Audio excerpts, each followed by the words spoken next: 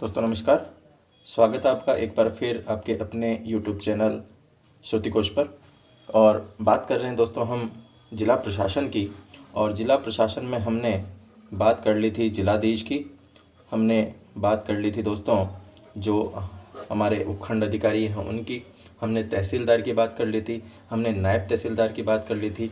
आज हम बात करते हैं एक और उसी कड़ी में कानून गो की। कानून गो या जिसे कहा जाता है गिरदावर, गिरदावर या कानून गो इसे कहा जाता है।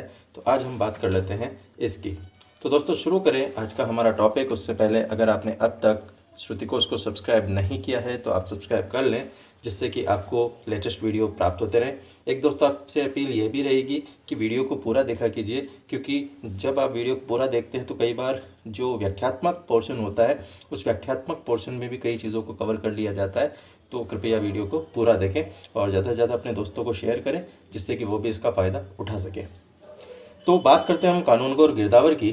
तो दोस्तों अगर हम बात करें भू राजस्व अधिनियम की, तो भू राजस्व अधिनियम जो है हमारा 1956, इस 1956 की जो धारा 32 है और धारा 33 है, उसके तहत जो भू राजस्व अधिकारी है जिसका नाम है कानून गो या गिरदावर, उसका उल्लेख जो है यहाँ पर किया गया है। और इनकी जो नियुक्ति की जाती है, इनकी नियुक्ति कहाँ की जाती है दोस्तों? इनकी नियुक्ति की जाती है तहसील मुख्यालय पर। तहसील मुख्यालय पर इनकी नियुक्ति की जाती है। और ये जो है ये किसके निर्देशन में काम करते हैं? यह तहसीलदार के निर्देशन में काम करते हैं। तहसीलदार के निर्देशन में ये कार्य करते हैं। और 8 से 10 पटवार क्षेत्रों पर जो कानून गो या गिरदावर है उसकी नियुक्ति की जाती है। 8 से 10 पटवार क्षेत्रों में, 8 से 10 पटवार क्षेत्रों पर किसकी नियुक्ति की जाती है? एक कानून गो की नियुक्ति की जाती है। एक कानून गो की नियुक्ति की जाती है। इसको गिरदावर भी कहा जाता है। तो गिरदावर की नियुक्ति जो है वो की जाती है कितने पटवार क्षेत्रों में? 8 से 10 पटवार क्षेत्रों के अंदर। ठीक है दोस्तों, अब अगर हम बात करें कि आखिर इस कानून गो या गिरदावर के कार्य क्या हैं, तो कानून गो और गिरदावर के कार्यों की अगर हम बात करें तो कानून गो का जो मुख्य कार्य है वो मुख्य कार्य क्या है? मुख्य कार्य इसका दोस्तों जो लैंड रिकॉर्ड होता है उस लैंड रिकॉर्ड फार्मों की उनका वितरण करना और जो पटवार स्कूल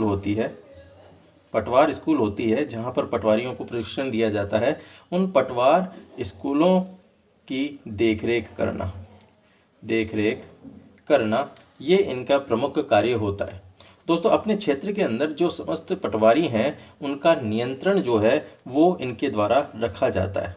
पटवारियों पर नियंत्रण, तो अपने क्षेत्र के पटवारियों पर इसके द्वारा नियंत्रण रखा जाता है। और क्या करता है? मार्गदर्शन करता है।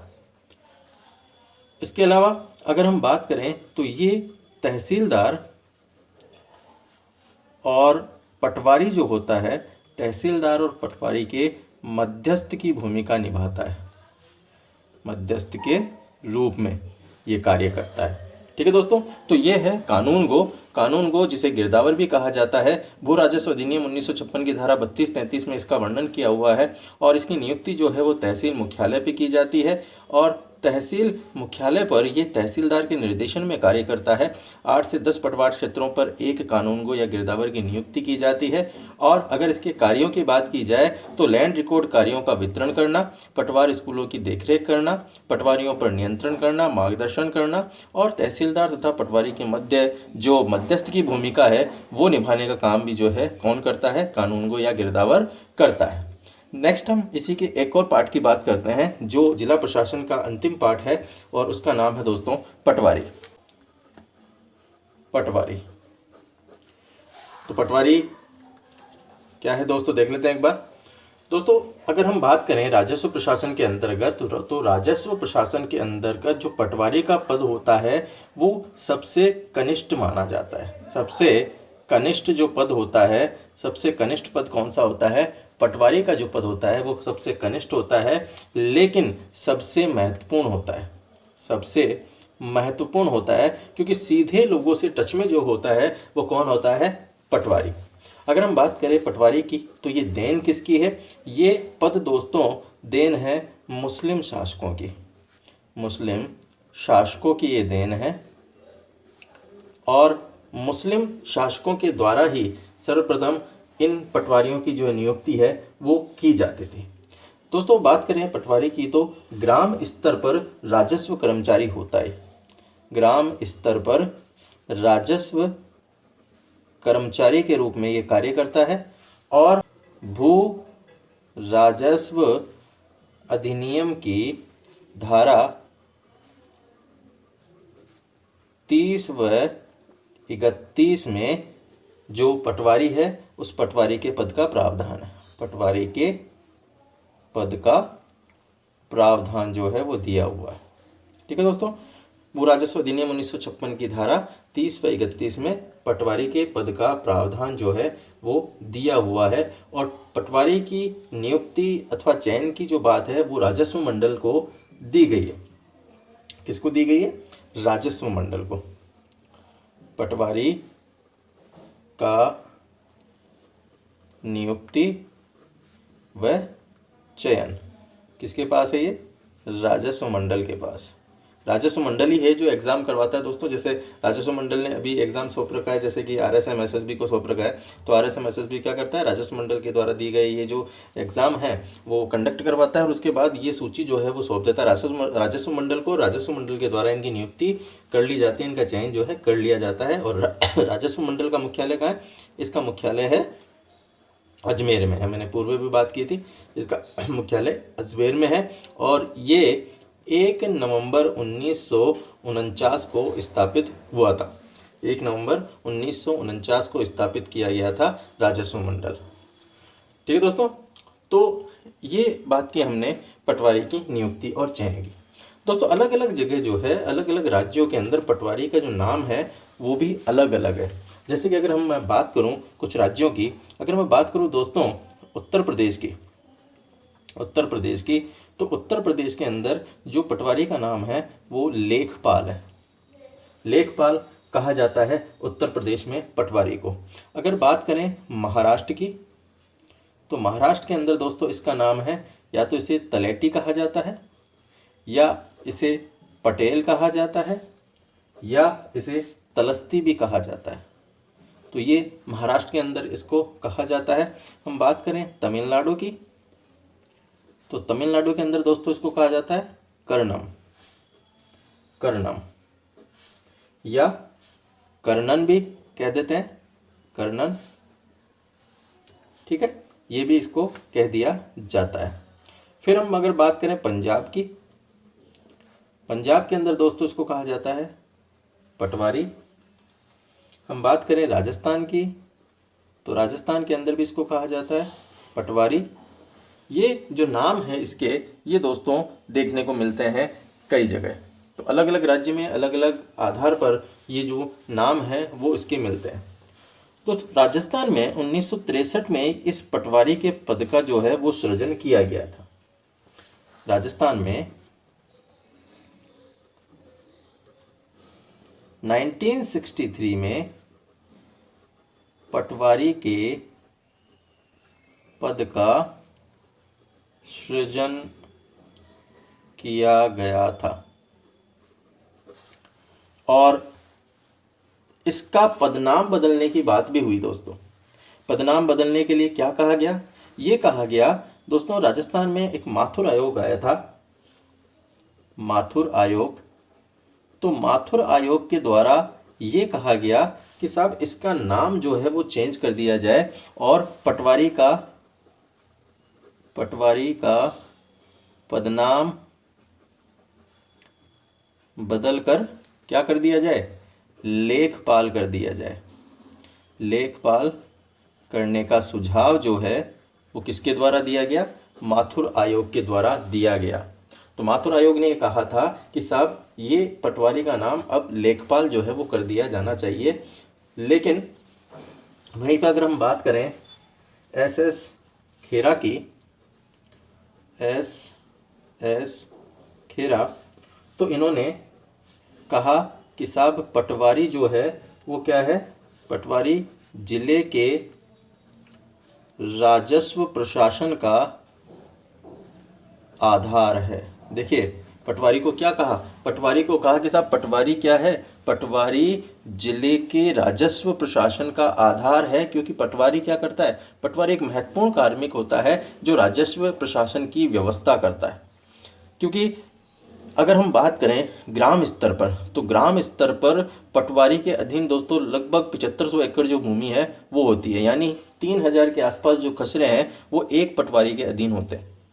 तो ये जो पद है ये काफ़ी महत्वपूर्ण हो जाता है जब किसी ग्राम से कोई राजस्व वसूल करना हो, गांव के अंदर सरकार की योजनाओं के बारे में बात करनी हो, तो ऐसे कंडीशन के अंदर इसका जो दायित्व है वो बढ़ जाता है। क्योंकि भू अभिलेखों का संधारण इसके द्वारा किया जाता है, भूमि सुधार की कोई बात है वो इसके द्वारा की जाती है, राजस्व अभियान कोई चलाया जा रहा है तो इसके द्वारा की जाती है। आपात के अंदर मान लीजिए कोई सूखा पड़ गया, ओलावृष्टि हो गई या तूफान वगैरह आ गया, तो ऐसी कंडीशन में भी कौन सहायता करने की बात करता है, सबसे पहले पटवारी, क्योंकि वहाँ का लोकल होता है। इसीलिए सबसे पहले बात आती है पटवारी की कि वह इन सभी कार्यों के अंदर जो है सरकार की सहायता करने का काम करता है। यानी ये कहा जा सकता है कि जो गाँव का प्रशासक होता है, गाँव का प्रशासक होता है वह कौन होता है, पटवारी होता है। गाँव का प्रशासक पटवारी होता है। और ये मुगल काल से ये व्यवस्था जो है वो चली आ रही है, मुगल काल से ये व्यवस्था जो है चली आ रही है, प्रचलन के अंदर ये है। तो पटवारी का पद राजस्व प्रशासन में सबसे महत्वपूर्ण होता है, सबसे निम्नतम तो होता ही है, सबसे निम्न पर यही होता है, कनिष्ठ पद यही होता है सबसे, लेकिन सबसे महत्वपूर्ण पद भी जो है वो यही होता है। क्योंकि गांव के अंदर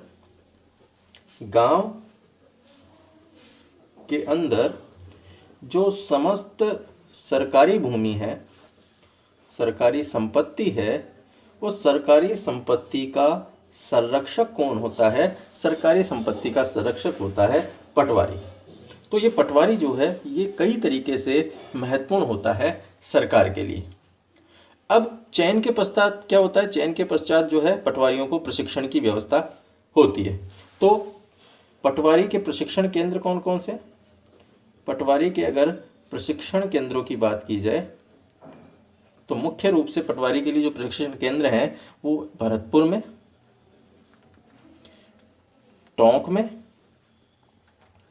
भीलवाड़ा में, इसके अलावा श्रीगंगानगर में। यहाँ पर ये जो पटवार स्कूल है, पटवारी के प्रशिक्षण केंद्र हैं वो जो हैं यहाँ पर स्थित हैं दोस्तों। तो चयन के पश्चात जो चयनित प्रत्याशी है वो राजस्व प्रशिक्षण के लिए टोंक में या फिर श्रीगंगानगर में या फिर भीलवाड़ा के अंदर, इन जगह जो है इनको भेजा जाता है और वहाँ पर ये क्या करते हैं, वहाँ पर इनका प्रशिक्षण होता है और प्रशिक्षण होने के बाद फिर इनकी जो नियुक्ति है वो की जाती है। तो पटवारी का जिला स्तर पर स्थानांतरण किसके द्वारा किया जाता है, जिला कलेक्टर द्वारा किया जाता है। ठीक है, अब हम बात करते हैं कि आखिर पटवारी के कार्य क्या क्या हैं। आइए, पटवारी के कार्य क्या क्या हैं। पटवारी के कार्य हैं दोस्तों, अगर हम बात करें सम्मिलित रूप से हम इनको बात कर लेते हैं तो पटवारी के कार्य हैं भू अभिलेख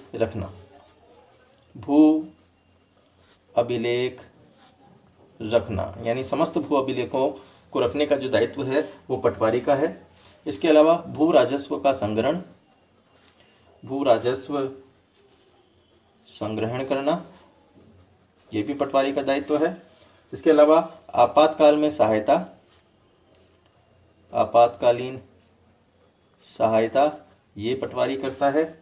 फिर राजस्व अभियान जो हैं, राजस्व अभियानों का संचालन करना ये भी पटवारी का दायित्व बन जाता है। भूमि सुधार करना ये भी पटवारी का दायित्व है। इस भूमि सुधार के अंदर दोस्तों एक तो आती है हदबंदी, एक आती है चकबंदी, ये भूमि सुधार के अंतर्गत ही आती है। तो चकबंदी क्या होती है? बिखरे हुए खेतों को एक जगह करना, बिखरे हुए खेतों को एक जगह करना, ये कहलाती है चकबंदी। और जो हदबंदी है उसका मतलब है कि भूमि की जो उच्चतम सीमा है उसका क्या करना? निर्धारण करना, निर्धारण करना। तो देखिए हद का मतलब मेरी कितनी हद है, ठीक है।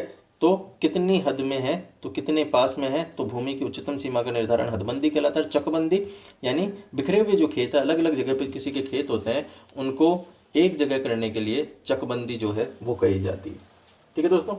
फिर हम बात करते हैं नेक्स्ट इसके कार्य की, समग्र ग्रामीण विकास की बात। समग्र ग्रामीण विकास, तो ग्रामीण विकास का जो काम है वो पटवारी के तहत किया जाता है। जैसे कि सामुदायिक विकास कार्यक्रम होते हैं दोस्तों, कल्याणकारी योजनाएं होती है, कोई योजनाओं का क्रियान्वयन है, उसके अंदर पटवारी, ग्राम सेवक जो वहाँ के लोकल होते हैं वो जो है महत्वपूर्ण भूमिका निभाते हैं। इसके अलावा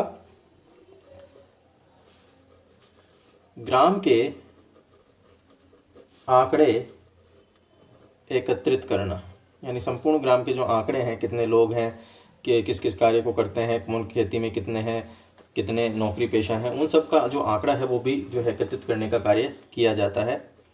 समन्वय स्थापित करने का कार्य। इसके अलावा राजस्व जो अभियान होते हैं, उन राजस्व अभियानों की क्रियान्विति का काम भी होता है, ऊपर हम बात कर चुके हैं इनकी।